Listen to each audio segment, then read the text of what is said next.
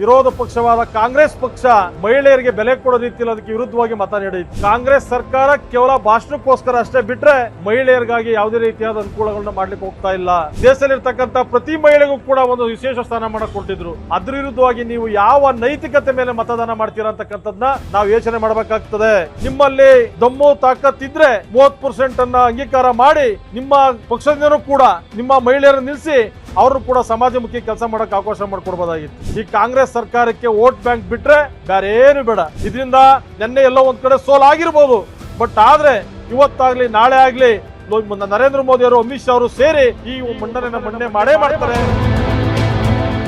ಜನತಾ ಪಾರ್ಟಿಯ ನೇತೃತ್ವದ ಕೇಂದ್ರ ಸರ್ಕಾರ ಭಾರತ ದೇಶದಲ್ಲಿರ್ತಕ್ಕಂಥ ಪ್ರತಿ ಮಹಿಳೆಗೂ ಕೂಡ ವಿಶೇಷವಾದ ಸ್ಥಾನಮಾನ ಕೊಟ್ಟು ಅವ್ರನ್ನು ಕೂಡ ಸಮಾಜದ ಮುಂದಕ್ಕೆ ತರಬೇಕು ಅಂತ ನಿನ್ನೆ 16, 17, 18ನೇ ತಾರೀಕು ಪಾರ್ಲಿಮೆಂಟಲ್ಲಿ ಮಸೂದೆಯನ್ನು ಮಂಡನೆ ಮಾಡಿತ್ತು.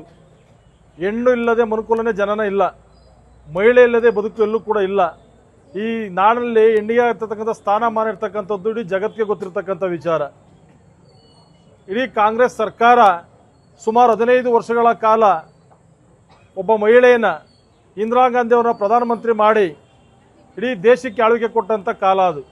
ಬಟ್ ಇವತ್ತು ಭಾರತೀಯ ಜನತಾ ಪಾರ್ಟಿ ಅವರು ಏನು ಮಾಡ್ಲಿಕ್ಕೆ ಹೊಂಟಿದ್ರು, ಮಹಿಳೆಯರು ಕೂಡ ಶಕ್ತಿವಂತರಾಗಬೇಕು, ರಾಜ್ಯಭಾರ ಮಾಡಬೇಕು, ಮಹಿಳೆಗೆ ವಿಶೇಷವಾದ ಸ್ಥಾನಮಾನ ಕೊಡಬೇಕು, ಅವರೆಲ್ಲರಿಗೂ ಕೂಡ ತಂದೆ ಆದ ಬದುಕನ್ನು ಕಟ್ಟಲಿಕ್ಕೆ ಅವಕಾಶ ಮಾಡಿಕೊಡ್ಬೇಕು ಅಂತೇಳಿ ಮಸೂದೆನ ಮಂಡನೆ ಮಾಡಿದ್ರೆ ವಿರೋಧ ಪಕ್ಷವಾದ ಕಾಂಗ್ರೆಸ್ ಪಕ್ಷ ಮಹಿಳೆಯರಿಗೆ ಬೆಲೆ ಕೊಡೋ ರೀತಿಯಲ್ಲಿ ಅದಕ್ಕೆ ವಿರುದ್ಧವಾಗಿ ಮತ ನೀಡಿತು.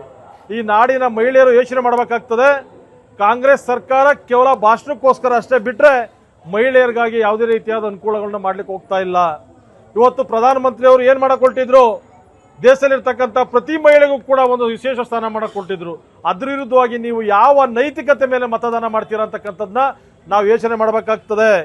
ಅವ್ರೇನು ಭಾರತೀಯ ಜನತಾ ಪಾರ್ಟಿಯ ಸಂವಿಧಾನ ತಿದ್ದುಪಡಿ ತಂದು ಕೇವಲ ಭಾರತೀಯ ಜನತಾ ಪಾರ್ಟಿ ಕಾರ್ಯಕರ್ತರು ಮಹಿಳೆಯರು ನಿಂತ್ಕೋಬೇಕು ಅಂತ ಏನು ಮಾಡಿರ್ಲಿಲ್ವಲ್ಲ. ನಿಮ್ಮಲ್ಲಿ ದಮ್ಮು ತಾಕತ್ತಿದ್ರೆ 30% ಅನ್ನ ಅಂಗೀಕಾರ ಮಾಡಿ ನಿಮ್ಮ ಪಕ್ಷದಿಂದನೂ ಕೂಡ ನಿಮ್ಮ ಮಹಿಳೆಯರನ್ನು ನಿಲ್ಲಿಸಿ ಅವರು ಕೂಡ ಸಮಾಜಮುಖಿ ಕೆಲಸ ಮಾಡಕ್ಕೆ ಅವಕಾಶ ಮಾಡಿಕೊಡ್ಬೋದಾಗಿತ್ತು. ಈ ಕಾಂಗ್ರೆಸ್ ಸರ್ಕಾರಕ್ಕೆ ವೋಟ್ ಬ್ಯಾಂಕ್ ಬಿಟ್ರೆ ಬೇರೆ ಏನು ಬೇಡ. ಇದೇ ಇಂದಿರಾ ಗಾಂಧಿ ಅವರು ಆಳ್ವಿಕೆ ಮಾಡಿದಾಗ ಯಾಕೆ ಒಬ್ಬ ಮಹಿಳೆಯನ್ನ ದೇಶದ ಪ್ರಧಾನಮಂತ್ರಿ ಮಾಡಿದ್ರಿ? ಇವತ್ತು ಪ್ರತಿ ಇದರಲ್ಲೂ ಕೂಡ ದೇವೇಗೌಡರು 50% ಕೊಟ್ಟಿದ್ದಕ್ಕೆ ಜಿಲ್ಲಾ ಪರಿಷತ್ತು, ತಾಲೂಕ್ ಪಂಚಾಯತಿ, ಗ್ರಾಮ ಪಂಚಾಯತಿಲಿ ಇವತ್ತು ಕೂಡ ಎಲ್ಲ ಮಹಿಳೆಯರು ಕೂಡ ಎಲ್ಲದರಲ್ಲೂ ಭಾಗವಹಿಸ್ತವ್ರೆ.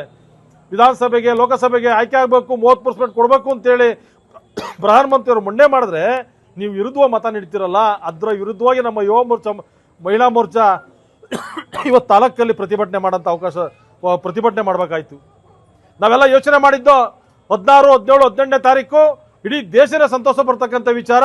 ಮನೆ ಮನೆಗೂ ಕೂಡ ಸಿಹಿ ಹಂಚಿ ಮಹಿಳೆಯರಿಗೆ ಧೈರ್ಯ ತುಂಬಂತ ಕೆಲಸ ಮಾಡ್ತಾರೆ ನಮ್ಮ ಪ್ರಧಾನಮಂತ್ರಿಗಳು ಅಂತೇಳಿ.